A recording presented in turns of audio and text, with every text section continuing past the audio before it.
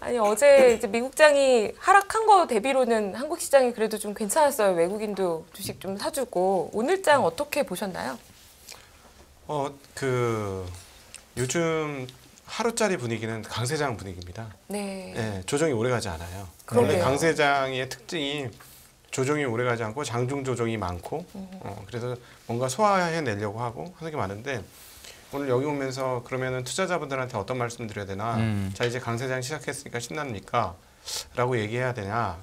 곰곰이 생각해 보니까 이번 장이 다른 펀더멘털 기준으로 소위 말하는 2020년과 같은 추세적 강세장까지는 만만치 않잖아요. 네. 여건이 그렇게 안 되니까. 네. 아마 우리가 심리가 편안하고 주식하는 게 너무 즐겁고 더 많은 돈으로 주식을 했으면 좋겠다라는 생각이 내 안에서 떠오르는 순간이 조금 조심해야 될 때가 아닌가 하는 그런 생각 들고요. 그러나 어쨌든 여기서 새로운 하방이 생길 거라고 보기에는 그런 어떤 거시적인 상황들이 변화될 때까지는 좀 시간이 많이 걸릴 것 같고요. 네. 그러면은 역시나 수급인데 이제 외국인 없으면 외국인 원탑의 수급이었는데 최근에 재미난 흐름들이 있었습니다. 외국인들이 빠져나가는 날 개인들이 받더라고요. 네. 그래서 생각보다 원탑 아니어도 시장이 이렇게 막 확 밀리지는 않을 것 같다. 옛날에는 원탑이 없으면 밀렸거든요. 네. 외국인 없으면 크게 밀리는 시장이었는데 이 최근의 흐름으로서는 밀리지 않을 수도 있겠다라는 생각이 듭니다. 그러나 어쨌든 1월 달에 추세적이고 강했던 장까지는 잘 모르겠다. 왜냐하면 우리 이건 조금 이따 이제 김민수 대표님 다시 설명해 주시겠습니다만 베이시스가 뭐 상당한 콘텐코에서 자꾸 중간중간 부합으로 붙어요. 베이시스가. 그래서 이런 정도면은 뭐 추세적인 강세까지는 보기는 좀 애매하겠다라고는 생각하고 있습니다. 남은 2월 기간에. 예, 남은 2월 기간에. 근데 이제 몇몇 종목들이 지금 약간 과열권이 나오잖아요. 그건 조금 부담스러워요. 네. 네. 몇몇 종목이 어떤 업종에 있는 것들을 2차 전지 업종 오늘 정말 셌던. 네, 너무 셌죠. 지금 3일 내내 셌는데요. 네. 이렇게까지 단기간에 이렇게 큰 주식들이 이렇게까지 가도 되나 하는 생각이 좀 들어서 네, 원래 이렇게 좀 세게 나오는 것들이 있으면 장에 대해서는 약간 경계심도 동시에 가지긴 하셔야 될 것 같습니다. 네.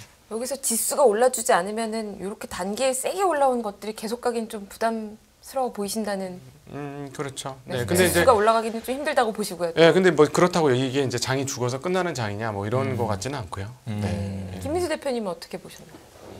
잘 보고 있습니다. 네. 잘 보고 결론을 말해 주셔야죠. 네. 보는 거는 끝나면 안 됩니다. 네. 네.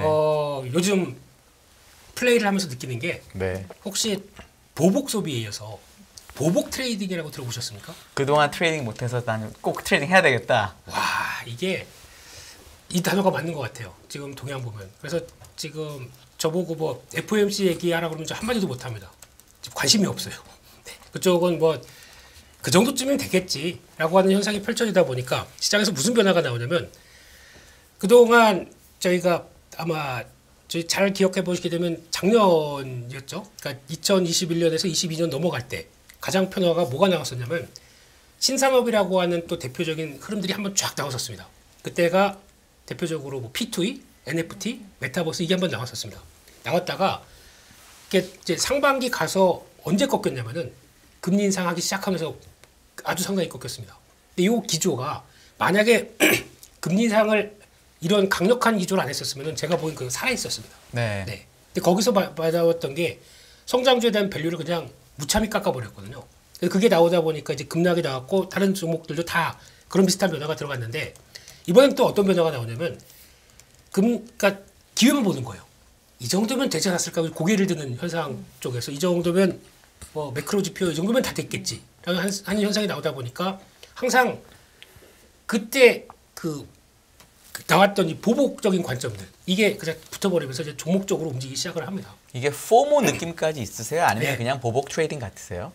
요즘에 매매를 할 때 네. 어떻게 매매를 하냐면은 제가 기존에 약세장 때 매매했던 기술적 분석이 있어요. 네. 그걸 적용시키면 다 털립니다. 네. 그렇게 가시면 안 됩니다. 그러니까 약간 보통 이격도라든가 RSI 같은 경우 보신다고 하더라도 이걸 많이 넓혀 놓으세요. 모멘텀을 좀 따라가도 된다라는 걸로 이제 받아들여도 될까요? 원래 그러면 물린다라는 거였는데 약세장에서는 이제는 네. 좀 올라가는 거를 좀 이렇게 체이싱해도 될 것 같다는 느낌으로 얘기하셨다고 제가 받아들여도 돼요? 저희 구독자분들이? 그렇게 하셔야 수익 납니다. 지금 장에서. 이제는. 그러니까 이게 무슨 뜻이냐면 종목 장세거든요. 네. 그러니까 종목 장세는 다른 거 없어요. 시장에서 오늘 특징주, 특징 섹터 보고 그걸 얼만큼 최대한 싸게 잡느냐가 제일 핵심이거든요. 그러니까 뭐 이 산업에 대한 이해, 물론 이제 저희가 작년부터 그 험한 장을 오다 보니까 두려워요. 당연하죠. 신산업 이런 거, 아유, P2E 얼마나 당했는데 무슨 성장 갖다 버려 이러고 있는데 시장에서 여기 움직이고 있거든요. 근데 그거를 추종해서 돌고 돌려서 계속 움직이는 현상들. 그러니까 지금 잘못하게 되면 저희가 그런 얘기하지 않습니까? 저 잘못 걸리면 고점에서 막 망한다.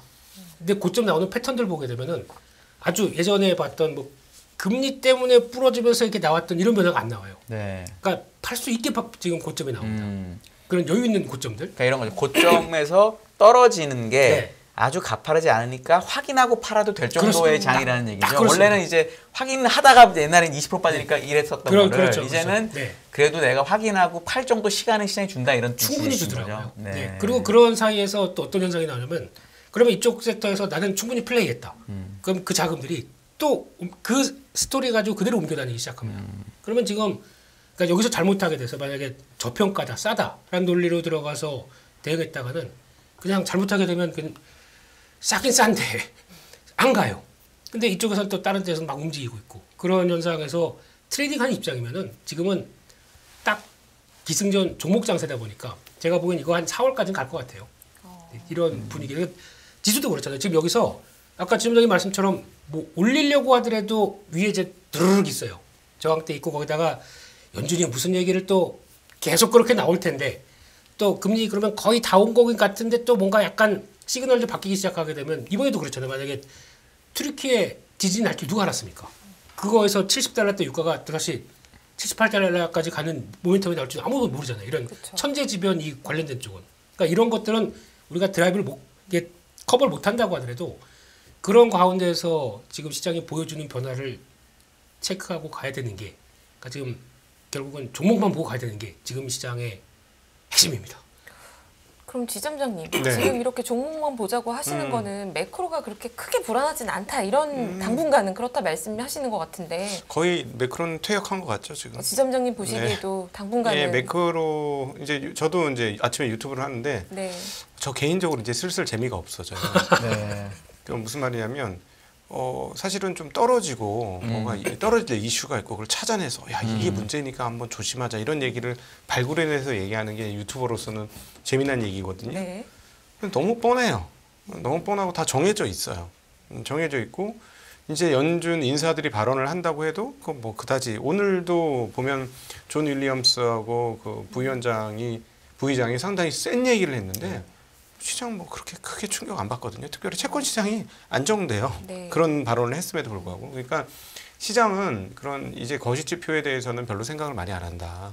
이렇게 보셔야 되기 때문에 지금 우리 김민우 대표님은 약간 이제 트레이딩 관점에서 말씀을 드렸는데 저는 보유 관점에서도 지금 말씀하신 내용은 맞습니다. 왜냐하면 아직까지는 싼 주식이 꽤 많아요. 예, 저 오늘도 뭐 갖고 있는 것들 중에 야, 이 주식이 옛날에는 버려져 갖고 언제 이게 시장에서 눈에 띄겠어 했는데 막 올라와요. 예, 막 굉장히 저평가 있지 않습니까? 뭐 예를 들어 이 영업이익 대비 한 서너 배 안짝에 있는 그런 회사들의 주가가 가끔씩 올라오는 놈들이 막 생겨요. 그러니까 지난 1월 이전까지의 장에서는 절대 있을 수 없는 일들이 이제 막 벌어지기 시작하는 거죠. 그러니까 점차 퍼져 나갈 겁니다. 그러니까 뭐 기다리다가 이제 그 목 빠져서 힘들다라고도 표현하실 수 있지만 또 기다리는 게 전문인 사람들도 있거든요. 그런 분들한테는 이제 기회예요. 작년 같은 때에는 기다리면 손실이었거든요. 계속 빠지니까. 근데 지금은 기다리면 횡보하다 때가 되면 올라오는 놈들이 많아졌기 때문에 뭐 이렇게 트레이딩으로 하시는 분들도 있으시겠습니다만 그거 나 개인적으로 나는 영향이 안 돼서 못하겠다 하면 이런 저평가 기업들을 잘 발굴해서 들고 가시는 것도 좋은 방법일 것 같습니다. 네. 저평가 기업 얘기하셔서 그런데 요즘 사실 제가 제일 많이 이제 질문을 받는 업종이 건설하고 조선이에요. 네. 그러니까 건설을 좀 오른 것 같지만 사실 다른 거 오른 거에 비하면 너무 우울하고 조선은 심지어 오르다가 요즘 또 빠져가지고 또 10월 저점 그쪽까지 온 것도 너무 수두룩하고 이래버리니까 근데 싸 보이기는 진짜 싸 보이거든요. 네네. 그런 것도 기다려도 돼요? 아니면 다른 데서 저희 찾아볼까요? 그냥 제 솔직한 얘기를 드릴게요. 네. 물어보셨으니까. 많이 물어보세요. 요즘 제가 주변 분들도. 왜냐면 너무 이렇게 패대가 쳐져 있다는 느낌이 드니까. 근데 일단 조선주는 올해는 먹여줄 겁니다. 근데 크게 먹여줄 거라고 생각이 안 들기는 해요. 왜냐하면 지금 저 상당 부분을 하청을 주고 있습니다. 중국에. 그리고 인력이 너무 없어요. 그리고 인력 비용을 계속 올려주지 않으면 그냥 예를 들자면 굉장히 오랫동안 그 용접 일을 하는데 뭐 정규직 외에 요즘에 비정규직도 굉장히 많으니까 뭐 한 300만 원 내외라는 거예요. 네. 그게 듣고 깜짝 놀랐죠. 제가 알고 있기로는 배달 일 열심히 하면 400만 원 이상 받는 걸로 알고 있거든요. 더 봅니다 요즘에. 그렇습니까? 네, 근데 겨울이라서. 그러면 우리 투자 해볼까요? 네, 근데 그런데 그렇게 어려운 이건 기술직이잖아요, 일종의 네, 용접은. 그렇죠. 근데 그게 뭐 300만 원? 이러면은 안 하겠구나 일을 그렇죠. 거기서. 그러니까 그리고 또 게다가 이제 평택 공장에 많이 가 있답니다. 네. 평택 삼성에? 공장, 네, 삼성 피포인가요? 거기 네. 공장에 많이 가. 당연히 월급 많이 주는데 가는 게 인지상정이니까. 그러면 이렇게 되면 굉장히 많은 그 월급을 올려주지 않으면 이게 계속 인력이 부족할 거고 지금 최근에 나온 뉴스는 베트남에서 기능공 아닌 사람까지 받겠다. 가르치겠다. 가르쳐서 쓰겠다. 막 이런 거거든요. 그래서 되게 안타깝고 그럼 결국은 뭐냐면 신주 수주를 상당히 비싸게 받아야 되는데 많이 올라가긴 했어요. 그러니까 작년도에 LNG선 척당 2억 4천 불, 2.4억 불 네. 이런 정도로 받았는데 이제 2.7억 불까지는 올라갔습니다. 그럼에도 불구하고 지금 또다시 강제 가격이 오를 수 있는 뭐 이런 정도의 상황이면 충분한 마진을 얻을 수 있을 것이냐. 왜냐하면 과거하고 달라진 게 하나 있는데 과거에는 수주 잔고가 많으면 가격이 튀었거든요. 네. 주가가 튀었습니다. 분명히. 네. 지금 신규 수주가 27년 넘어요. 이제는 28년 막 이런 상황이에요. 그러면 수주 잔고는 부족하지 않아요. 그런데도 불구하고 주가가 왜 안 튀냐? 그러니까 예전보다 마진이 많이 줄었다는 걸 시장이 좀 인식을 하고 있는 것 같고요. 그래서 그럼에도 불구하고 작년도에 많이 그 소위 말하는 빅베스를 했기 때문에 올해 수익은 분명히 좋아질 겁니다. 그러면 그 좋아진 거에 따라서 반영을 할 거고요. 그래서 주가는 오를 거라고 봐요. 그러나 이 회사들이 뭐 2배, 3배 갈 거야라고 얘기하기는 조금 어려울 것 같고요. 좀 어려울 것 같고 건설주는 건설업의 센티가 회복될 때까지는 좀 짓눌려 있을 것 같은데 과거하고 달라. 이거는 뭐 우리 열매 앵커님이 훨씬 더 열매 위원님이 훨씬 더 잘 아시겠습니다. 이쪽으로 넘기시죠 그 얘기는. 들어보고 그렇죠. 제가 바로 여쭤보겠습니다. 예. 부끄럽네 갑자기 번데기 앞에 주름장을 무슨 하니까 말씀이세요? 굉장히 부끄러운데 시공사들이 예전의 시공사가 아니죠. 예전처럼 물려 들어갈 수 있는 게 많지 않아요. 물론 이번에 이제 대우증권에 440억 손절을 쳤지만 네. 대우건설이 손절을 쳐서 좀 이거 뭐야 뭐 이럴 수 있지만 이게 굉장히 특이한 일이라는 거죠. 옛날 같았으면 그냥 계속 물려 들어가는데 근데 이제는 딱 건설만 해주고 끝난다는 거예요. 최근에 문제가 됐던 그 어디죠? 평택인가에 있는 DLENC가 지었던 센트럼인가 그 건물도 딱 자기는 받을 거 정해놓고 받는다. 그래서 미분양 됐다, 후분양인데 미분양이다, 난리 났다 해서 그러면 건설회사를 큰일 나는 거 아니냐. 근데 DL 같은 경우는 하는 말이 우리는 다 정해진 것만 받고 끝냈어. 그 분양가가 많든 적든 그거는 조합의 일이야. 이렇게 얘기를 해요. 그러니까 과거하고는 시공사들이 달라졌는데 그래서 시공사들 지금 현금도 많아졌습니다. 체력 되게 좋아졌어요. 근데 이제 미래 센티가 안 좋은 거잖아요. 미분양 빵빵 터지는데 신규 주택이 얼마나 지어질 거냐. 근데 또 전화를 해보면 뭐 대체적으로 좀 나옵니다. 그냥 계속 나오고 뭐 23년도, 24년도까지 뭐 계속 뭐 매출과 이익 나올 것 같습니다. 이렇게 얘기해요. 대신에 저건 안 해요. 자체 사업할 수 있는 자금이 있었는데 그건 쓰진 않더라고요. 얘네들도 좀 겁이 나니까 그 돈은 안 쓰고 그냥 쟁여놓고 있는 거예요. 그런 부분들이 있거든요. 그래서 아주 나쁘지는 않아요. 본질적으로 보면. 근데 센티가 너무 나쁘니 그 센티 회복될 때까지는 좀 넉넉한 시간을 두고 그래서 제가 카페에다 글을 써요. 제가 네이버 카페가 있는데 거기다 글을 쓸 때 2년 이상 시기를 넉넉하게 여유 있게 기다리실 수 있는 분, 한 3년 정도 시기를 투자하실 수 있는 분, 싼 가격입니다. 네. 그래서 이랬죠. IRP라든가 퇴직연금, 뭐 건설 ETF, 오케이 나쁘지 않아요. 이 정도 쌌으면 됐지. 뭐 이렇게는 얘기하고 있습니다. 예. 의외로 개인분들이 이 조선이나 건설 같은 수주 산업을 굉장히 투자를 많이 하시는데 좋아하세요. 좋아하시죠. 원래 기본적으로. 그런데 사실 이게 주식이 좀 쉽지는 않은 게 맞아요. 수주랑 실적이 엇박자가 잘 나거든요. 그렇죠. 네. 이게 실적이 잘 나오고 있을 때는 주가는 싸다 이러는데 수주가 줄어들고 있는 거죠. 그러면 미래 성장성이 없다 이래서 주가가 잘 안 되고 그렇죠. 그리고 이 수주가 좀 늘어날 땐 또 실적이 깨지는 경우가 또 있어요. 그래서 이게 이제 타이밍 잡기가 어렵고 사실은 수주 산업이고 주식은 미래를 보니까 사실은 지금 실적보다는 미래에 대한 전망이 더 중요하기는 하죠. 그래서 조선은 말씀하신 거 들으니까 좀 우울한 것 같고 건설은 뭐 약간 이 플러스 마이너스 헷갈리는 부분이 좀 있어요. 저는 지금 담당 애널리스트가 아닌데 근데 최근에 저한테 이 시청자분들도 책 댓글창에서 이제 질문하신 분들이 계셨는데요. 대우건설이 PF 브릿지론 보증하던 거를 본 PF로 전환하려면 대우건설이 시공권을 가져가는 거를 이제 보증을 하면서 내가 공사는 해줄 테니까 이 PF에 대해서 보증은 내가 선다. 이렇게 가야 이제 본 PF 전환이 되고 분양을 할 수 있는 네. 사업인데 아니 이거 본 PF 가려고 분양하려고 보니까 이 사업이 영 사업성이 없어. 그냥 접자. 그리고 나한테 이거 채무까지 보증하라고 하면 안 할래. 라고 해서 이 브릿지론을 손실 처리하면서 이제 본 PF 전환을 안 한다. 이런 얘기인 것 같아요. 근데 저는 개인적으로 이거는 단기적으로는 분명히 뭐 손실이 나오니까 악재라고 볼 수도 있겠지만 옛날보다는 건설회사가 많이 좋아지고 있다는 그렇죠. 생각을 합니다. 왜냐하면 과거에 이 미분양이 쌓여가는 초입에 분명히 그 동네 지어봐야 안 팔릴 게 분명한데도 그래도 여기까지 왔으면 사업을 해야지. 3년 후에 완공될 때는 좀 좋아지지 않겠어? 이러면서 이제 공사를 하다가 미분양은 더 늘어나고 그렇죠. 채무 인수를 하게 되고 어려운 일들을 많이 겪었거든요. 그래서 지금 단기적으로는 뭐 이런 브릿지론에서 발 빼는 회사도 생기고 네. 사업성 판단을 하고 있다는 건데 그렇죠. 이게 오히려 공급도 조금 줄이는 효과도 있고요. 마구잡이로 안 팔리는 것도 막 짓지 않는다라는 의미도 네. 있기 때문에 체질은 분명히 건강해지는 시그널로 보이는데 문제는 이게 이제 언제 마무리되고 언제 전망이 좋아지느냐 네. 이건 잘 모르겠어요. 어떻게 보세요? 아니, 전 대표한테 이 관련해서 궁금한 게 네.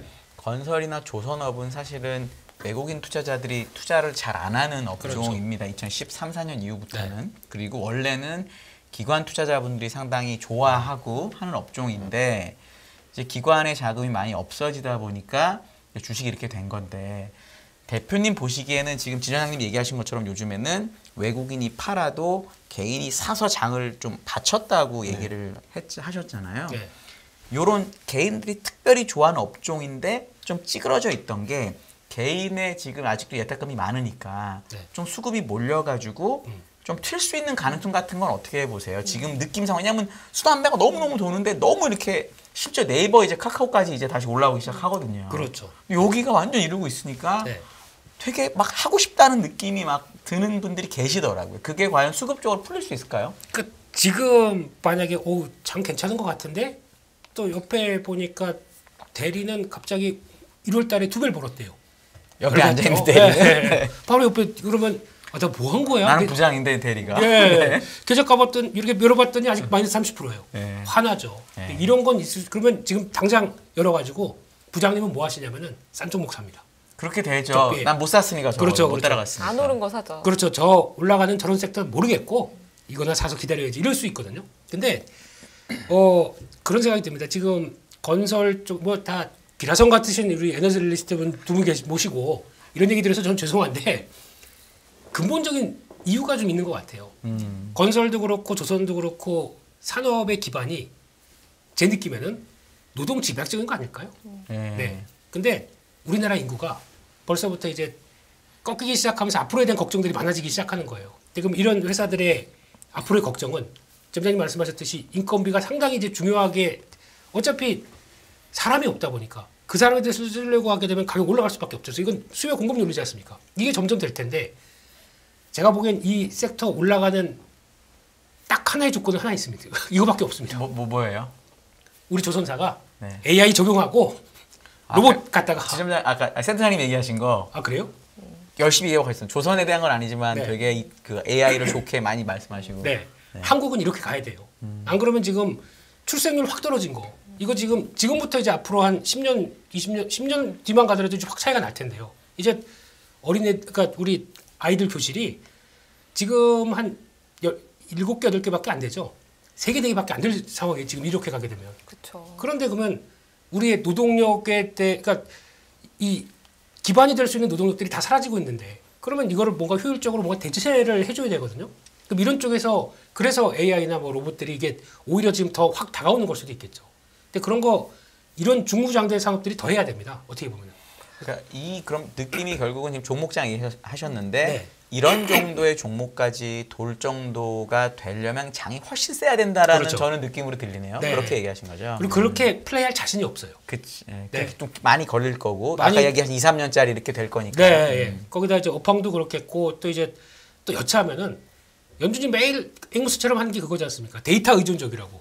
데이터 디펜던스. 그 데이터 바뀌게 되면 또 시장 부러질 텐데 괜히 사서 거기서 고생 한번 하겠느냐. 그러니까 일단 지금 요 상태를 충분히 즐기자라고 하는 트레이딩이 지금 거의 만연한 상황이다 보니까 이게 지금 이런 상황이라고 봐야 되겠죠. 싸긴 쌉니다. 근데 못 사겠습니다. 그러면 건설 조선이 싸도 네. 아, 매력이 없다. 미래가 뭐 그렇게 좋아 보이지 않는다. 이래서 안 사는데 그럼 좋아 보이는 AI, 로봇 이런 관련주들 너무 많이 오른 것들은 어떻게 해야 되나요? 이럴 때는 제가 많이 드리고 싶은 얘기는 네. 투자 아이디어를 확장시키시면 됩니다. 어, 그러니까 AI가 그럼 보통 보죠. AI가 적용이 됐어요 산업에. 네. 그러면 AI가 맨 처음에는 뭐 무슨 뭐 리서치에서 얘기해서 나오던 그냥 모르겠고 이거 가니가냐 다 따라 붙었습니다. 근데 그 사이에 나왔던 변화가 챗 GPT가 나오는 이 변화가 되다 보니까 그러면 AI를 통해서 어떤 산업들이 적용됐을 때 훨씬 더 성과를 내겠느냐라고 하는 이제 이쪽이 확산되기 시작합니다. 그러다 보니까 나온 게 첫 번째가 반도체 쪽이죠. 반도체 설계 로직하는 회사들. 이게 부각받기 시작한 게 하나의 흐름이고 원래 저희가 메모리 반도체만 많이 있다 보니까 메모리 반도체는 당연히 칩을 보조하는 입장일 거지 않습니까? 저장 장치 쪽으로 가다 보니까. 근데 원래 핵심은 이 회사들이거든요. 그러니까 엔비디아 같은 이런 칩을 만드는 회사들. 그러면 그쪽을 이게 어차피 주인데 이게 산업이 엄청 많지 않습니까? 다양하지 않습니까? 그러면 나는 여기 방산에 적용되는 AI가 필요해, 의료에 적용되는 AI가 필요해. 그러면 거기 맞게 설계하고 로직 짜주는 회사가 있거든요.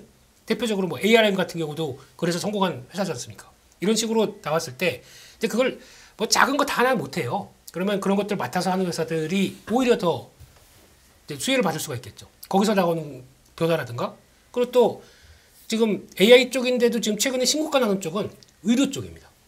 의료 쪽이 의료가 그렇대요. 보니까 AI가 가장 잘 접목해서 성과를 낼 수 있는 섹터를 많이 얘기하는 게 의료 방산도 얘기를 합니다. 왜냐하면 적의 미사일이 어떻게 날아올지에 대한 여러 가지 시나리오를 다 알고 있는 거죠. 그거를 추적하는 것도 되고요.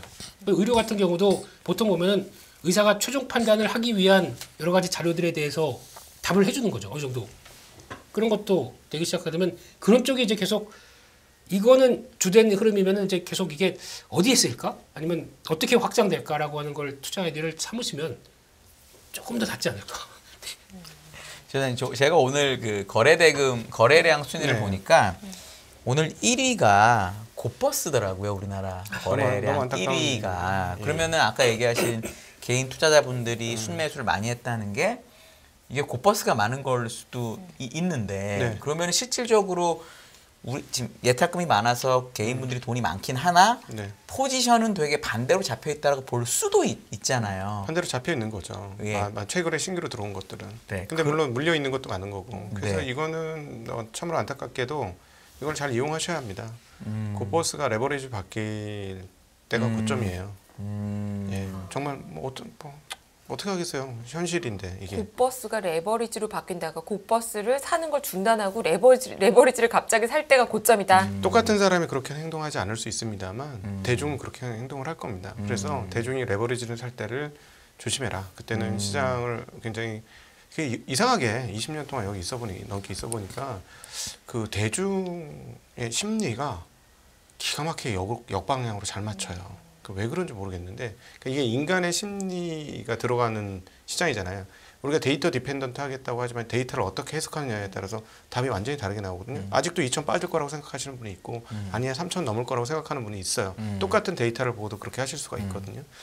그런데 이상하게도 인간의 본성에 의한 집단 행동은 꼭 역방향으로 매우 정확한 정확도를 가지고 있어요. 이 시장은. 그렇기 때문에 지금 인버스가 계속 들어오는데 한해에서는 조금 괜찮구나 아직까지 상방이 열려 있구나 이렇게 보시면 될 거고요. 반대로 인버스가 줄고 곧버스가 준다고 하면서 레버리지가 늘어요라는 뉴스가 나오면 그때부터는 이제 또다시 다른 역방향으로 생각하실 필요가 있잖아요. 이번에 오히려 굉장히 이번 저점 시그널을 곧버스가 잘 보여줬기 때문에 반대가 고점 시그널을 잘 보여줄 거라고 생각하고 접근하시는 것도 심리를 통해서 시장을 읽는다는 측면에서 크게 뭐 빗나가지 않지 않을까 싶습니다. 네. 아까 싼 종목 얘기하다가 갑자기 생각나는 건데요. 네. 에코프로가 지금 19만 1,100원입니다. 네. 싼 종목일까요? 비싼 종목일까요? 보통 일반적으로 비싸다고 생각을 하죠. 일반적으로는. 주가가 20만 원 가서요? 아니 밸류에이션이 비싸다. 그러니까 밸류에이션이 포스코캠도 비싸다고요? 그렇고 다 그렇게 생각을 많이 하죠. 그래서 이익 대비 시가총액이 매니저분들 비싸죠. 같은 경우는 그래서 포스코캠을 못 산 분들이 이제 포스코 살려고 이런 분들도 있긴 있죠. 예. 왜냐면 60% 갖고 있으니까 뭐 이런 식의 사고가 있죠 지금 약간. 에코프로 BM이 아니고 에코프로입니다. 에코프로도 밸류에이션이 싸지 않던데요? 안 쌀까요? 현재로서는 자, 보세요. 네. 개중에서 에코프로가 제일 쌌었어요. 아, 제일 그래요? 싸요. 네, 에코프로는 그래서? 접근할 수 있었어요. 그래. 네. 그러니까 이게 지금 뭐 그냥 추정치가 그래요. 작년에 한 뭐 1조 5천억 매출액 나오던 회사가 그러니까 2021년도죠. 작년에 결산해 봤더니 5조가 나왔습니다. 네. 이제 여기서 이제 환호를 한 거죠. 네. 그리고 이게 이 속도 그대로 회사가 보여주는 걸 보게 되면 다음 올해 8조, 내년에 14조 이렇게 나옵니다. 이렇게 점프받기 시작합니다. 그러면 이게 기존에 나왔던 그러니까 에코프로의 그 마인드가 그래요. 어차피 저거 우리나라 지주사는 안 돼. 에코프로 BM 지분 갖고 있는 거 가지고 계산하게 되면 뭐 저평가라고 하는데 안 돼라고 하는데 이게 결국에는 수면 밑에 있던 게 에코프로의 그러니까 지금 다른 에코프로가 갖고 있는 이제 자회사들이 있잖아요. 그에 대한 가치들이 다시 부각되기 시작하면서 대표적으로 그렇지 않습니까? 솔직히 우리나라에서 수산화 리튬 하는데 몇 개 없어요. 다 무슨 뭐 리튬자 붙은 회사들 다 빼고 그거는 그냥 논외로 하겠습니다. 그건 빼고 네 그런 회사들의 핵심적인 회사를 갖고 있고 그거다 재활용하는 회사 갖고 있고 전구체 회사 갖고 있고 이거 가치가 그러면 2차전지가 성장할 때마다 나왔던 이 밸류를 그대로 만약에 갖는다라고 되면 지금보다 더 비싸게 됐죠. 비상장이다 보니까 오히려 다 가치 그대로 받는 거니까. 그래서 에코프로 BM만 가지고 생각했다가 갖는 밸류보다 계산해봤더니 훨씬 더 세네. 그러면 지금 이거 올라봐야 지금 5조밖에 안 됩니다. 5조도 안 됩니다. 그러면 이게 근데 저는 이게 왜 아까 비싸다고 얘기를 했냐면은 이제 우리나라는 지주회사가 더블 카운팅이잖아요. 그렇죠. 예. 그러니까 사실은 에코프로랑 프로비엠을 합친 시가총액이나 그렇게 그거 하나로 갖고 하는 거라서 네. 이게 사실은 잘 모르겠어요. 근데 뭐 어쨌든 뭐 이제 생각은 뭐 다른 거니까. 네. 근데 그런 부분이 지금 이렇게 4조 8천이네 시총 4조 8천인데 에코프로비엠이 훨씬 크지 않아요 시총이 제가 알기로? 훨씬 크죠. 예. 그 합치면 10몇 조짜리 회사의 매출 15조가 이게 싼 거냐 비싼 거냐에 대한 고민은 할 필요는 있지 않나 그런 생각을 하죠. 예. 근데 자회사는요. 비상장 자회사. 그러니까 그런 것들도 사실은 언제 상장 뭐 하여튼 뭐 그런 이슈가 있는 이게 것 상장이 같아요. 아니라 예, 그러면 그런 이슈가 있는 것 비슷한 같아요. 회사 때도 지금 시장에서 거래는 이만큼 됩니다. 근데 비상장이라고 그 정도까지 못 받는다. 그러면은 좀 억울하잖아요. 훨씬 더 잘하고 있는데. 억울한 회사가 많죠. 다른 회사들. 근데 억울한 이게 회사 너무 많죠. 왜 그러냐면은 지금 트렌드에 맞는 섹터지 않습니까? 그렇죠. 네. 예. 그러다 보니까 더 이게 부각을 받는. 그래서 기본적으로 2차 전지 흐름은 안 꺾이고 있다 이렇게 보시는 거죠? 꺾일 수가 없어 이거는. 꺾이는 게 아니잖아요. 이 산업은. 만약에 이제 앞으로 캐파를 엄청 늘릴 거고 네. 그래서 왜냐면 수요가 좋으니까 네. 캐파가 늘리려면 회사가 돈이 많이 필요하고 네. 그럼 돈이 필요한 건 뭐 채권을 발행하든 증자를 하든 그래야 되잖아요. 네. 그렇게 해서 희석이 되거나 아니면 어쨌든 소재 산업의 이익률은 기본적으로 캡이 씌워져 있잖아요. 그렇죠. 네. 그런 관점에서 사람들이 이 주식이 이 정도가 외형만 계속 보다가 네. 이익을 봐가지고 이제 이거 아닌 거 아니야라고 생각할 가능성은 없어요. 건설이 2006, 7년에 정확히 그랬거든요. 네. 막 수주가 막 매년 막 늘면서 막 이랬었는데 네. 2차 전지는 좀 다른. 왜냐면 OCI도 옛날에 그랬었고 그렇죠. 동철도 그랬었는데 네. 2차 전지는 뭐가 다른 것 같으세요? 그런 거랑은? 그러니까 쉽게 말씀드리면은 이게 장치 산업하고도 특성이 비슷하지 않습니까? 이제 앞으로 벌어질 걸 대비해서 그러니까 시장에서 밸류를 주거나 관심 있는 쪽은 벌어질 걸 생각해서 투자를 합니다. 이제 중요한 이제 비용들이 들어가겠죠. 들어간다고 하더라도 장치를 그러니까 투자를 하기 시작하면서 나왔을 때 그 미래가 개연성이 있잖아요. 그러다 보니까 이 정도는 그냥 베팅해 보자라고 하는 것 같고 거기서 이제 장치는 내가 다 투자를 했는데 예상만큼 안 된다. 그럼 그때 부러져야 되겠죠. 네. 그게 가장 첫 번째 같고 두 번째는 그럴 때가 나올 것 같아요. 그러면 투자를 다 해서 이제 시장 커지는 거 확인했고 어느 정도까지 성과를 누렸어요. 이 회사가 만약 LG에너지 솔루션이 진짜 이제 한 해에 30조를 벌어요.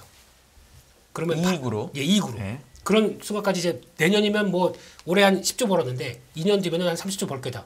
저는 팔아야 된다고 생각합니다. 이때는. 네. 왜냐면 회수가 이제 다 되는 시기거든요. 그러면 이 회사에 대한 성장에 대한 밸류가 없어집니다. 대한민국 주식은 만약에 예를 들어 목표가 30조짜리라고 이익이 3조 난다고 계산이 돼 있어요. 네. 지금 예를 들어 뭐 1조인데 네. 이게 가는 길이 있었는데 네. 그 중간도 못 가고 이렇게 되는 경우도 사실 있거든요. 많죠. 이익에서는. 예, 예. 그게 이제 동양제철화학이 그걸 너무 전 그때 아직도 기억나는 게 그때는 캐파, 증설, 공시만 나면 주식이 뛰었었어요. 맞습니다. 폴리실리콘 때문에. 네. 근데 지금 2차 전지도 비스무리한데 이건 물론 더 훨씬 더 이제 그림이 좋다라는 건데 네. 그거를 어떻게 우리 저희 뭐랄까 그 구독자분들이 시청자분들 어떻게 파악할 수 있을까요? 저는 그게 너무 좀 궁금해서 말씀 주시면 좋을 것 같아요. 네네. 간단하게 이제 근원적인 그 어떤 뭐라 그럴까요? 인간 사회적 어프로치를 한번 해보면 네. 이건 에너지 전환이잖아요. 그러니까 네. 석탄에서 석유로 바뀌었는데 이제 석유에서 2차 전지로 바뀌는 과정이에요. 근데 인간의 문명이라는 건 저는 이렇게 생각합니다. 인간의 문명을 만드는 두 가지 요소를 만들어 봐라. 이야기해봐라 그러면 하나는 인간이고 하나는 에너지라고 생각해요. 인간과 에너지가 결합해서 나타난 게 문명이다라고 저는 개인적으로 생각하는데 그만큼 에너지 너무나 중요하죠. 그러니까 이제 지금의 2차 전지 친구들이 요즘에 정유사처럼 바뀌는 거예요. 그 과정들이 있는 건데 그러면 어디까지냐? 그러면 좋겠는데 어디까지 좋다? 어디까지냐? 보면 미국 시장이 이제 대표인데요. 미국 시장이 지금 침투율을 보면 그렇게 높지 않고 그리고 유럽 시장 같은 경우는 2035년까지 내연 기간을 다 정리하고 다 전환하기로 했어요. 그러니까 이제 앞으로 한 10년 조금 남았는데 그 사이에 지금 미국에서 판매되는 한 1,000만 대 정도의 차량들이 다 전기차로 바뀌어야 되는데 지금까지 공급되는 거 보면 아직 한참 멀었거든요. 그러니까 이 시장은 당연히 커지는데 거기에서 어떤 일이 벌어졌느냐. 왜 한국이 셀 업체들조차도 마진율이 적은 셀 업체들까지 이렇게 폭발적으로 상승을 했느냐 보면 IRA법이 있었던 거예요. 거기에. 결국은 중국을 배제하고 이 에너지 패권, 그 에너지는 문명사적 패권이잖아요. 왜 달러 미국이 그렇게 중동 국가를 껴안고 뭐 불량 국가라고 생각하는 중동 국가들을 껴안고 이렇게 갑니까? 에너지원을 확보하기 위해서. 그리고 왜 세계 경찰 역할을 합니까? 곳곳에 항공모함을 포진시켜두고 왜 그런가요? 안전한 석유의 완전한 이동을 보장하기 위해서잖아요. 그런 모든 것들이 에너지가 얼마나 중요한지를 드러내고 있는데 그게 지금 전환되는 과정인데 거기서 중국을 배제하겠다는 거죠. 그럼 중국을 배제하면 할 수 있는 회사는 파나소닉밖에 없는 거고 그 외에는 전부 한국 회사들입니다. 그러니까 한국 회사들이 중국을 배제하고 이 일을 하려고 하니까 수혜를 받는 건 당연하고 그 물량 미국의 물량을 몽땅 받는 거예요. 예, 그거는 뭐 명확한 사실이고 그러니까 당연히 미래는 밝죠. 그러나 단기적으로 보면 어제 오늘의 상승은 일종의 숏 스퀴즈 아니냐라고 보여집니다. 예. 그래서 이 숏 스퀴즈가 끝나고 나서 이렇게 왜냐하면 이게 정상적이지 않잖아요.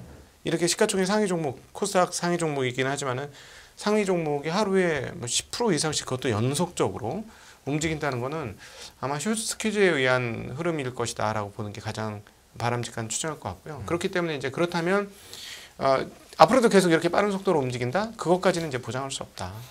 지금 만약 말씀 들어보니까 만약에 이거는 뭐 좋은 건지 나쁜 건지 모르겠으나 중국이 미국의 무릎을 꿇고 미국 형 나 잘못했어요. 내가 앞으로 잘할 테니까 우리 2차 전지도 앞으로 쓰게 해주세요 하면은 이거는 그럼 한국 2차 전지는 워닝 사인인 건가요? 그렇게 제가 그럼요. 이해해도 되는 건가요? 그렇죠. 워닝 사인인데 그러면은 도대체 중국이 무슨 무릎을 꿇느냐? 그리고 또 시진핑이 이렇게 명분을 중요시하는 그런 분위기인데 어떻게 그러면 항복한 걸 볼 수 있냐? 항복한 거는 결국은 반도체 포기를 명확하게 반도체 하면 포기하고 이제 네. 미국 금융사들 다 넣어주고 뭐 이런 식으로 되겠죠. 네, 그런데 북한 뭐 이렇게 해주고 뭐 이렇게 가능성 거의 없을 것 같아요. 거의 없다. 네, 거의 없을 것 같습니다. 그것까지 보기는 좀 어려울 것 같고요. 왜냐하면은 중국은 강력한 내수 시장이 있어요. 내수에서 자기 순환적으로 다 돌릴 수 있는 나라거든요. 워낙 내수가 크기 때문에. 그래서 굳이 뭐 수출을 못하면 어렵긴 합니다만 자기네 생존이 불가한 건 아니기 때문에 아마 그런 쉽게 굽히지는 않을 건데. 근데 사실상 이제 실제적으로 이제 반도체 얘기로 넘어가면 만약에 회사들에 대한 지금 최근에 약간 구조조정이 좀 있어요. SMIC인가가 양쯔 메모리인가가 최근에 구조조정이 있었습니다. 그래서 이런 구조조정을 하고 그다음에 추가적인 자금 지원을 안 하면 실질적인 항복일 수는 있어요. 네. 네, 그거는 또 그렇게 읽으셔야 될 것 같습니다. 네. 왜냐하면 이게 왜 중요하냐면 예전에도 한번 나와서 말씀드렸습니다만 이거는 산업적인 문제가 아니고요. 안보와 직결된 문제이기 때문에 그렇습니다. 반도체가 최첨단 성능의 반도체가 되면 쉽게 얘기해서 드론이 고도화됩니다. 드론이 고도화되면 사람 없이 싸우는 일들이 벌어지고요. 전 반도체 칩이 고도화돼서 드론 성능이 고도화되면 미국과의 국방력 차이가 급속하게 줄어들게 되죠. 그러면 이건 미국 입장에서는 볼 수가 없는 일인데 왜냐하면 기축이 흔들리거든요. 기축이 흔들리고 그동안에 했었던 그 인쇄로 프린팅으로 먹고 살던 이 시스템이 다 무너질 수 있는 상황이기 때문에 그렇게 할 수 없는 것이죠. 네. 제가 오늘 이거 완전 반대 질문인데 오늘 진짜 오랜만에 신재생 주식이 괜찮고 철강이 괜찮고 은행이 되게 안 좋았어요. 네. 이게 이제 2차 전지랑 좀 무관하긴 한데 사람들이 2차 전지를 사다가 풍력, CS인데 이런 거 안 움직이니까 얘도 얼추 신재생 아니야? 이러면서 사고 철강은 물론 철관 이 주철관 회사들이 1, 2등이긴 한데 포스코가 철강 전체에서 3등을 했더라고요. 저는 네. 되게 오랜만에 그런 걸 보는데 네. 포캠 갔으니까 60% 있는 포스코 사야 되는 거 아니야? 이런 흐름인 건지 그리고 은행은 뭐 해먹었으니까 뭐 이런 건지 어떻게 느끼셨어요? 왜냐하면 도저히 나는 못 따라 사겠다. 이런 분들을 위해서 조언을 좀 해주시면 어때요? 그게 나와요. 지금 보니까. 그러니까 지금 섹터 동향 봤었을 때도 이번에도 만약에 실적 안 좋다. 이런 걸 바닥으로 깔리는 회사들 많지 않습니까? 벌써 이에 대해 과거 실적을 가지고 안 좋다라고 하는 회사들이 나오면서도 안 빠지잖아요, 일단은. 그런데 포스코는 또 예외를 해야 될 것 같아요. 포스코가 철강 회사냐? 지금은 그렇다고 하더라도 이 회사가 10년 뒤에 철강 회사냐? 아닐 수 있다고 생각됩니다. 매출 비중이 바뀔 수 있다고 생각들어요. 그러니까 포스코 홀딩스라고 봐야 되겠죠. 포스코가 아니라. 그러면 바뀔 수 있다고 생각들면은 그에 따른 기대감은 계속 또 주가에는 끌어올리는 요인들이겠죠. 근데 그건 별도로 하고 나머지 그러면 이제 태양광 같은 것도 저는 신재생은 잘 모르겠어요. 잘 모르겠어요. 네. 저한테 오로지 만약에 2차 전지로가 이게 다른 거다라고 보시는 거죠? 저는 다른 쪽으로 봅니다. 하나가 아니라 테슬라는 아니더라고요, 이게. 테슬라는 전기차부터 해서 제 생각으로는 스토리를 가장 잘 만들어내는 회사거든요. 근데 그 기반이 하나가 있어요. 그게 탄소 배출권을 갖춰주는 ESS부터 이제 갖추는 단계가, 그러니까 내가 전기차 못 팔아. 그래도 살아남을 수 있는 조건들이 많죠 있더라고요. 그래서 그거는 예외로 보낼 때 신재생은 전 잘 모르겠고 차라리 저보고 투자하라고 그러면은 저는 그냥 지금 시점에서 그냥 전통에너지 투자할 것 같습니다. 전통에너지. 네, 그게 더 안정적일 것 같습니다. 네, 아직 신재생을 통해서 그러니까 지금 시점에서는 앞으로 뭐 2년 뒤, 3년 뒤에 가서 이렇게 뽑아낸다라고 하는데 그 2, 3년 뒤에 차라리 그 가는 거 보고 대응하는 게 낫지 않나. 왜냐면 벌써 그렇다고 하면 이제 보통 신재생에너지 관련된 종목들 투자 흐름 보게 되면 저희가 IRI나 이제 또 유럽에서도 얘기 많겠죠. 뭐 준비한다고 지금 네, 얘기하고 있습니다. 그건 CRMA 쪽은 좀 뭐 다른 있더라고요. 얘기입니다만. 네. 근데 이렇게 나가기 시작하게 되면 관심은 높아요. 근데 막상 주가는 그 장밋빛에 대해서 반응을 안 하고 있거든요. 그러니까 스토리가 뭔가 문제가 있다는 얘기겠죠. 근데 그거의 문제는 제가 보기엔 가장 첫 번째가 그거 같아요. 기후가 너희 마음대로 그렇게 움직여 주겠느냐.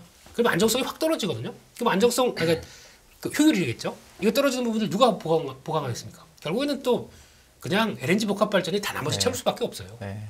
그렇게 되면은 뭐 결국에는 이쪽은 투자를 하지만 그렇다고 막 폭발적으로 성장하는 게 아닌 상황 쪽에서 차라리 백업이 더 안정적으로 유지될 거 아니에요. 이쪽이 더 낫겠다는 생각입니다. 제 개인적으로. 네. 제 지원장님한테는 다른 건데 제가 오늘 보니까 현대차 우선주가 좀 많이 올랐더라고요. 자동차에서는. 네. 그리고 GS도 사실 우선주가 GS 대비로 되게 좀 적은 편이고 이 할인율이 좀 크고 근데 이런 회사들이 되게 배당을 현대차는 이제 많이 주기로 했고 네. GS는 원래 많이 주고 네. 그래서 그런 관점에서 다른 우선주들도 배당 관점에서 이제 좀 이 괴리가 줄 때가 되지 않았나라는 생각을 하는 분도 있을 텐데 보통주하고? 예 그러면 이제 배당도 먹고 이제 주가 오르는 것도 저희가 수익을 낼 수가 있으니까 네. 그런 아이디어는 혹시 요즘에 어떨 것 같아요? 왜냐면 은행이 안 되고 나니까 제가 요즘 앉아서 그 생각이 들더라고요. 다른 은행이 아닌 다른 그런 좀 배당도 잘 주고 좀 싸 보이는 주식 뭐가 있다고 딱 눈에 오늘 그게 딱 뜨더라고요. 네. 그래가지고 혹시나 뭐 그거는 뭐 정상적인 아이디어 같습니다. 네. 충분히 해볼 가능한, 만한. 충분히 뭐 접근 가능한 아이디어인 것 같고요. 좀 장기적으로 봤을 때. 근데 뭐 네. 그거는 가능한 아이디어인 것 같고 자동차 같은 경우 오른 거는 이제 마나임 최근에 중고차 지수가 네. 연속으로 오르기 시작했어요. 쭉 떨어지다가 오르. 미국 중고차 가격. 예, 그래서 그런 걸 보면 이게 약간 인플레이션에도 약간 우려를 할 수 있는 대목이긴 하고요. 그래서 이런 그리고 또 하나 인센티브가 계속 줄고 있고 일단 1월까지는 판매 동향이 너무 좋습니다. 뭐 테슬라뿐만 아니라 자동차, 특별히 현대, 기아차 판매가 아주 좋아요. 그래서 지금 실적만 봐서는 주가가 이제 떨어지지 않고 반등을 하는 것도 맞을 수도 있을 것 같아요. 그래서 오늘 근데 네. 보통주 현대차는 제가 못 오른 것 같고 우선주만 오늘 좀 많이 올랐길래 혹시 이게 그럼 그런 게 돌고 돌아서 왜냐면 현대차 보통주 쪽 갔었으니까 네. 그런 건가 싶었는데 그냥 점장님 보시기에는 그냥 자동차주가 오르는 관점에서 그냥 돌다 보니까 오늘은 우선주가 오르고 이런 개념으로 보는 게 더 낫다고 보시는 거죠? 뭐 그건 뭐 정확하게 다 맞출 수는 없을 것 같고요. 맞춤 없지만 그래도 네. 흐름상으로는 오케이. 네, 오히려 이제 투자자한테 제가 아는 부분에서 설명을 드리는 게 더 좋을 것 같아서 그러면은 지금 오케이. 투자 많이 오른 것들은 그렇고 그럼 어디서 투자 아이디어를 얻어야 될 것이냐. 왜냐면은 삼성전자 우선주가 삼성전자가 그 배당 정책을 쓰기 시작하면서 격차가 확 줄었거든요. 맞습니다. 근데 지금 현대차는 우선주가 반밖에 안 되더라고요. 그럼 굉장히 좋은 투자 아이디어죠. 지금 네, 근데 네. 이제 사람들이 과연 현대차 그룹이 삼성전자처럼 정말 장기적으로 그런 주주 환원책을 쓸 거냐가 아직 잘 모르겠어 그게 갖고 문제죠. 이런 것 같긴 한데 네. 오늘 딱 그 눈에 보여서 여쭤봤습니다. 충분히 뭐 일리 있는 말씀이시고요. 현대차가 계속 근데 이 조금 젊은 CEO들은 그리고 큰 회사의 젊은 CEO들은 약간 좀 생각을 하고 있는 것 같아요. 예, 주주 가치에 대한 개념이 조금 잡힌 것 같습니다. 다행히.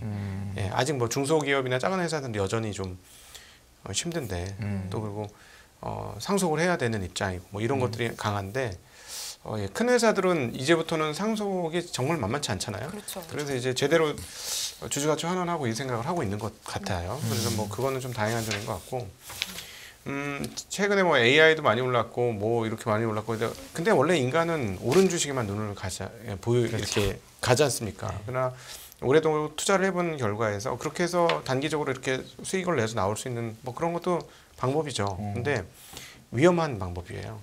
가격이 바닥에서부터 많이 올라온 만큼 위험한 거거든요. 네. 많이 올라온 만큼 싸다고 샀는데도 떨어지는 세상인데 그러니까 그러면 도대체 그러면 어떻게 접근할 것이냐면 아까 생각을 확장하라 라고 우리 김 대표님이 말씀하셨는데 똑같은 그 논리로 그러면 AI가 올랐으면 그 다음에 뭐가 될까 생각해 보시면 최근에 좀 붙었던 게 그래서 반도체예요. 네. 그러면 반도체가 좀 붙었고 그러면 그 다음에 반도체가 붙었으면 어떻게 될까 하면 반도체 장비도 좀 붙었어요.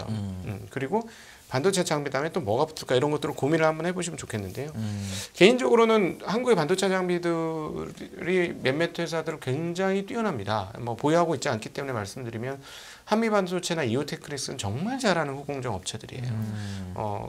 이제 세계적인 수준까지 올라와 있는 회사들이고 그리고 그 삼성에서 가장 아주 끈적끈적한 모양을 보여주는 원익 관련 기업들도 원익그룹 관련 기업들도 굉장히 뛰어난 회사고 좋은 회사고 마진도 좋은 회사들입니다. 뭐 이런 회사들을 찾아가시는 것도 좋고 그러나 하나 고민을 하셔야 될 게 우리가 중국의 장비를 팔아먹을 수 있을 건가 고민을 한번 하셔야 돼요.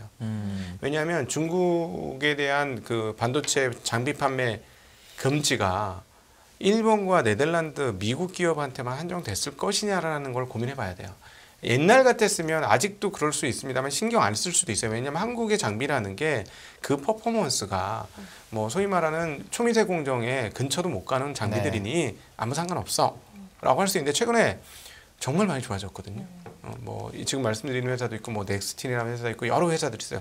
공부를 해보면 와 참 잘한다. 옛날보다 정말 잘한다. 그러면은 중국에 팔 수 있을까요? 문제는 최근에 장비 업체들의 매출을 보면 상당 부분이 중국 업체들에서 나오는 거예요. 그래서 저는 한국 장비 업체들 너무 잘하고 있는데 너무 잘해서 조금 골치 아픈 수도 있겠다는 생각을 좀 하고 있고요. 그래서 반도체 그렇게 보시고 소재는 뭐 괜찮습니다. 소재는 조금 다른 영역이니까 좀 다르고요. 그 다음에 늦게까지 계속해서 봐주신 분들을 위해서 오, 뭔가 네. 선물이 나올 것 같은데요? 표정이. 네, 뭐 적겠습니다. 네, 주목하세요, 선물을 시청자분들. 하나 드리면 이 반도체의 구조에 대한 이해를 좀 하시면 앞으로 어디가 좋아질 건가가 답이 나오는데 이미 뭐 알고 있으신 분들이 상당히 많겠습니다만은 반도체가 초미세 공정으로 가면서 공정률이 수율이 안 나와요. 공정 수율이 안 나오고 그다음 가격이 너무 비싸져요. 인텔이 왜 저렇게 자빠졌느냐를 보면 얘네들이 칩 하나에 다 때려박고 많은 것들을 칩 하나에 다 넣으려고 무리하다 보니까 안 되는 거예요.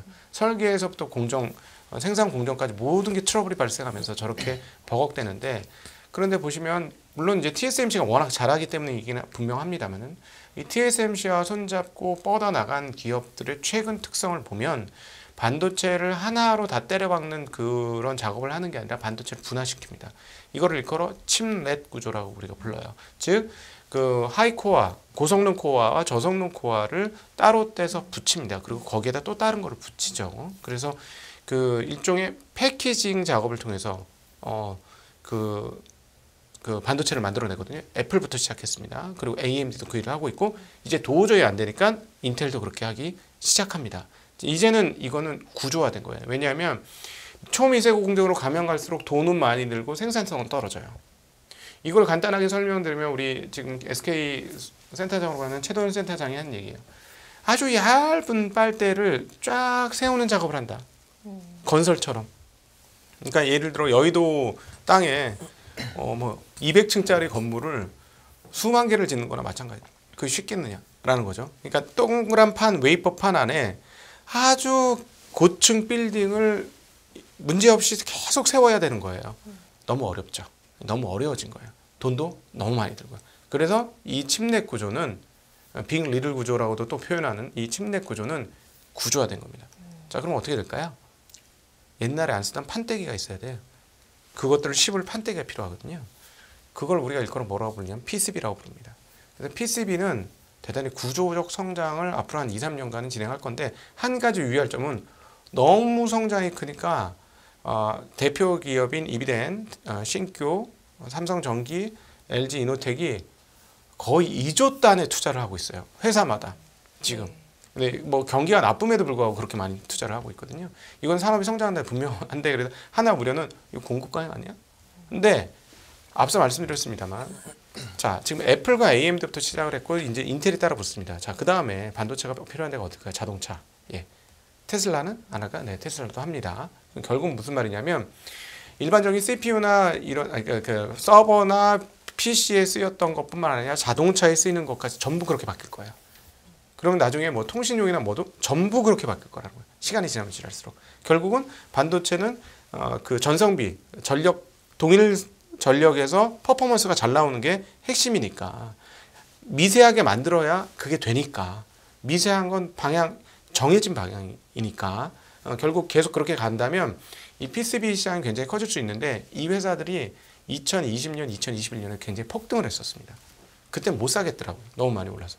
얘들이 근데 많이 빠졌어요. 네. 예. 근데 AI 얘기 나면서 막판에 이 주식들이 조금 움직이더라고요. 그래서 이런 쪽도 한번 관심을 가져보시면 어떨까. 네. 네. 잘 들으셔야 되는 내용이었던 것 같습니다. 진짜로. 네. 선물 하나 대표님도 주시면 안 될까요? 예? 선물 하나 주시죠. 선물 대결. 저 맨날 뭐 이제 단타 치는 사람이 무슨 이런 걸 큰 그림을 그러니까 그리겠습니까? 당연히 선물이 더 좋은 거죠. 더 짧은 선물 아닙니까? 그러면 바로.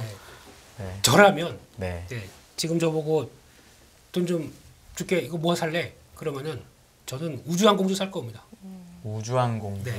요즘 별로 관심이 없죠. 관심이 상대적으로. 생길 겁니다 조만간. 네. 그러니까 위성주는 좀 요 최근에 움직였던 거 제가 기억을 하는데 네. 위성주 말고 다른 우주항공들 얘기하시는 거 아니면 그냥 다 위성주? 같은 기업, 그러니까 같은- 저희는 같은 우주항공이라고 그래서 예. 그냥 그게 다 그건 줄 압니다. 그러니까 일반 항공기 있죠. 네. 항공기부터 그냥 우주선 얘기하는 것까지 다 그냥 일반 우주항공으로 칩니다. 근데 나중에 이게 회사가 보니까 비상장도 꽤 잘하는 회사 많더라고요. 나로에 납품해가지고 네네네. 성과 내는 회사도 꽤 있더라고요. 근데 저런 거 한번 비상장으로 한번 이런 생각도 드는데 네. 근데 이게 결국은 아까 그 위성 인터넷 얘기하셨잖아요. 네. 그러니까 저희가 보통 보면 위성 인터넷 그냥 뭐 내가 조난당할 때만 쓰겠지라고 뭐 바다에서 되고 뭐 어디 산에서 네. 되고 뭐 이런 얘기만 생각하는데 이게 이제 들어오기 시작하셨습니다. 우리나라에도 제4이동통신으로 들어오기 시작하게 되면 어떤 현상이 나오냐면 지금 현재는 위성 인터넷 가입할 수 있는 단말기 없습니다. 아이폰 14밖에 없습니다. 근데 이제 갤럭시 S23도 안 돼요.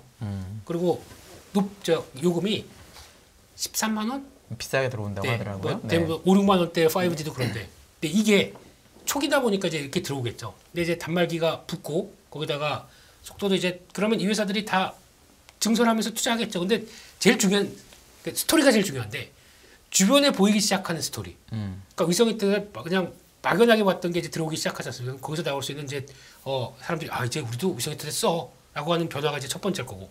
게다가 항상 이런 큰 그림은 저희가 한국에서 안 만들어져요. 네. 항상 외부에서 만들어집니다.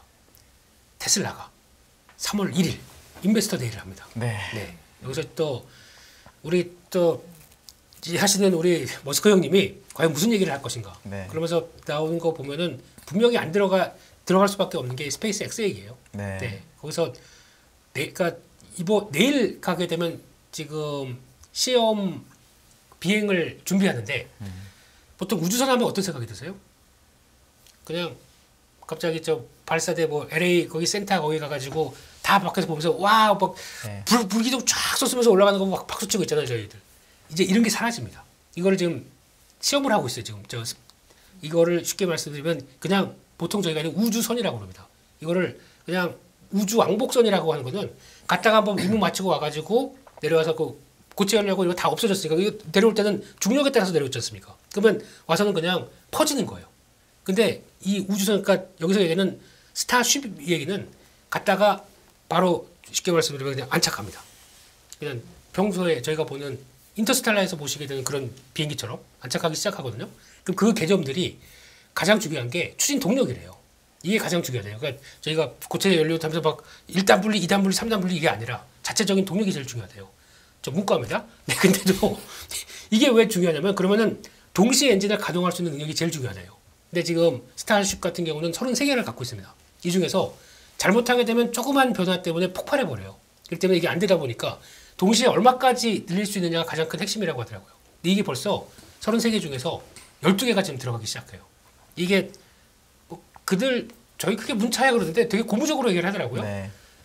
그렇게 크게 멀지 않았다 이런 얘기를 하더라고요. 네. 근데 이런 것도 이렇게 털겠죠. 그러면은 저희가 느껴지기는 그렇게 멀지 않았는데 그러면 뭐 스페이스X에 납품하거나 이게 이제 아주 지금 요만큼 납품한다고 하더라도 그게 이제 만약에 우주선이 이제 돌아다니기 시작하고 이제 우리도 우주에서 이렇게 보고 있다가 안전하게 착륙해 이런 이미지가 떠오르기 시작하게 되면 스토리가 멀었던 게 다가오기 시작하지 않습니까? 그 주식에서는 가장 성장주 매매할 때 제일 좋은 거예요. 그게 나오기 시작하는 거 변화를 봤을 때 그러니까 계속 적자 나던 회사가 뭐 나사에 납품한다, 그리고 스페이스X 납품한다, 보잉에 납품한다 이력을 가지고 있으면은 그게 이제 이 산업들이 커지기 시작하게 되면 저 분명히 클 거야. 이게 반영되기 시작하거든요. AI도 똑같았어요 시작은. 근데 이렇게 되기 시작하게 되면 또 변화가 나오겠죠. 그래서 아마 제 얘기가 말도 됐다. 싼 종목 살래? 그러면 네. 하시면 안 됩니다. 네. 이거는 불안해서 매매를 못 하세요. 네. 근데 그런 스토리가 맞아지는 회사들이 아직까지 그렇게 많지가 않아요. 근데 제가 보기에는 아마 특례 기업 이런 것 쪽으로도 상장 많이 될 것 같아요. 네. 그랬었을 때 나올 수 있는 변화도 좀 보시면서 그냥 이것도 하나의 성장 산업이다, 스토리다. 게다가 마지막으로 하나만 더 얘기를 드리면 정부가 밀잖아요. 네. 이러면 그냥 쉽게 안 꺾이더라고요. 네. 알겠습니다. 못한 질문이 하나 있는데 SM하고 얘기를 짧게 여기 전 되게 중요한 이슈라고 왜냐하면 네. 경영권 분쟁이 붙으면 보통 주가가 오른다고 생각을 많이 하시니까 네. 과연 이게 그 분쟁의 효과가 있는 거냐 없는 거냐에 대해서만 지점장님 먼저 얘기를 좀 해주시면 어떨까요? 원칙적으로 봤을 땐 기존의 에이전트인 경영진들의 행동은 저는 문제가 있다고 봅니다. 네. 자, 생각해 보시죠. 주주들 입장에서 주주들한테 최고 좋은 게 뭔가요? 미국에서 하는 행동이 뭐예요?